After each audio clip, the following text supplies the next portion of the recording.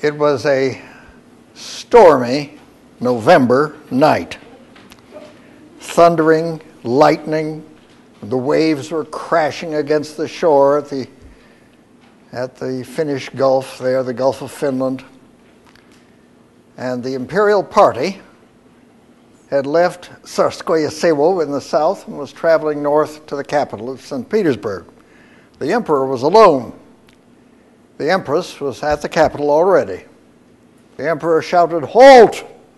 and the whole entourage stopped. He said, "Go out and save those sailors."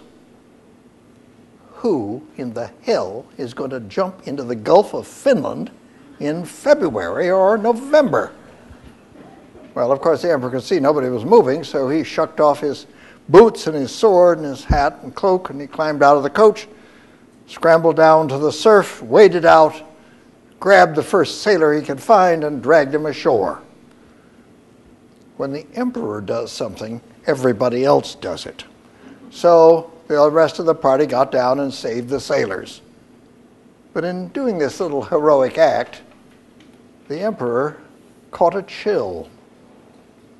And this led to disaster. Well, it didn't all start there.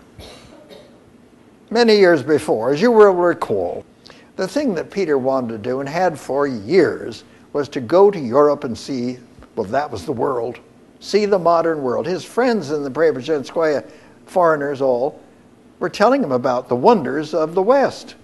He wanted to see it. So when he was about 25, I guess it was, he rounded up a group of his best friends. I think there were about 15 men.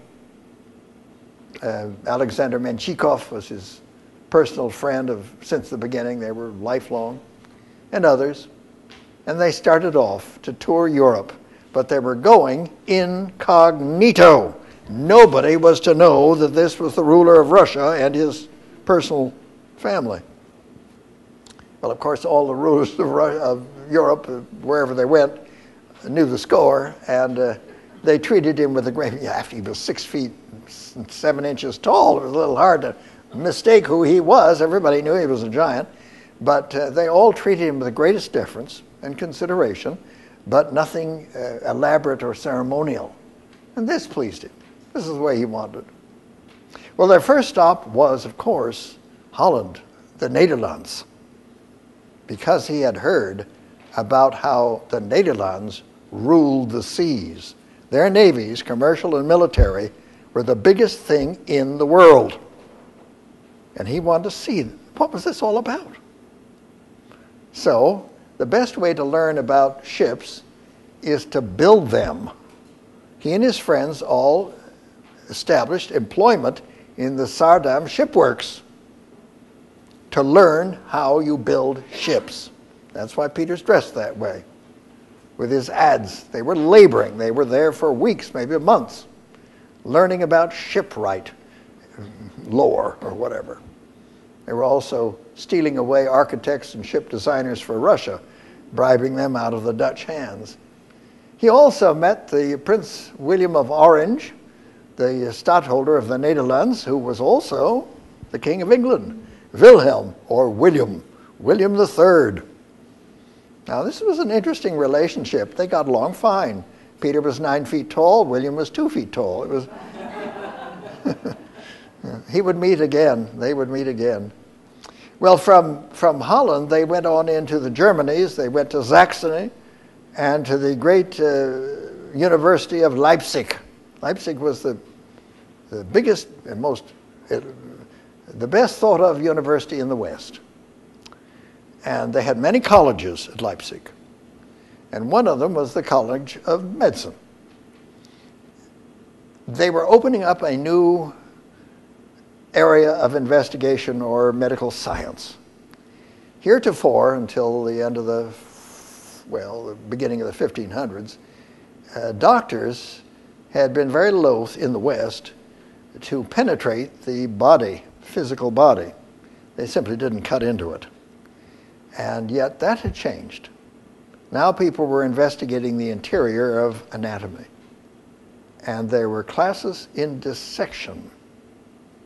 Peter wanted to see this. He was always fascinated about all the details of how things worked. So he insisted that he and his friends be admitted to a class demonstration on gross anatomy. Well, of course, there were the doctors with their aprons and their knives, and there were the tables with the corpses laid out.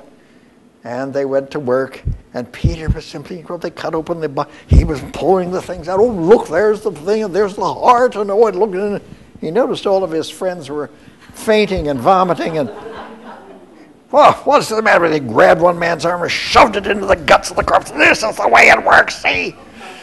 Well, he was a rough teacher, but he made his point. Oh, he was in his heaven. Another division of, well, let's call it medical science, if nothing else, was dentistry. That was developing too. You know, a sick tooth from that period of time, the only thing you could do was draw it. They didn't know what else to do with a tooth that hurt, pull it out. But they had been developing new and better instruments for that purpose. Well, Peter wanted to see this as well. So the doctors of dentistry, they weren't called that then, they were surgeons, showed him how they worked. They practiced on indigents and prisoners, the usual. And he said, oh, I want to try that. Let me have it. Grabbed this new forceps, jerking out the teeth of the indigents, and they brought in more. He was having a wonderful afternoon. I have to tell you that ever after this, if you wanted to make a hit with Tsar Peter, you let him draw a tooth. He had these new forceps. He'd bought a pair. He carried them with him. And at the end of his career, he had a whole bag of teeth that people had donated.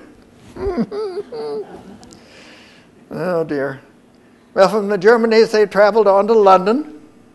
And they met William III again, now, as I say, King of England. And William saw to it that one of his courtiers gave over a large London townhouse for the Russian embassy to stay. They stayed there. Beautiful, great house, beautiful furnishings. And when they finally left, the owner of the establishment came to reclaim his property. And he found it was in ruins. Everything was shredded, broken, damaged, glass windows, tore, plaster, everything, just a ruin. But on the table in the entry hall was a wad of newspaper wrapped with string. And the owner had his servants open this to find an enormous diamond. This would pay for the damage. They had to return to Russia. Peter was absolutely bursting with inspiration to change everything. He was going to modernize Russia if it was the last thing he did. And he went to work. But, of course, the reactionaries who opposed him, the Streltsys and their supporters, had not been quiet during his absence. He'd no sooner gotten back than they rose up against him once more. But his friends and supporters had also been busy, organizing to suppress any such rebellion. So what occurred was a mixed battle of blood and iron. It was simply awful. The Streltsys were outnumbered, and they were butchered and captured. And those captives were lined up on the streets, and Peter and his officers simply went down the row, lopping off their heads. One after, when you got tired, somebody else took over lopping. Hundreds, thousands maybe, perished in this way. Their bodies hanging on the lampposts of Moscow until they rotted away in the summer. And their families were purged, driven into the wilderness with virtually the clothes they had on and nothing else. Men, women, old people, children, all thrown into out of the city. And they, of course, perished in mass.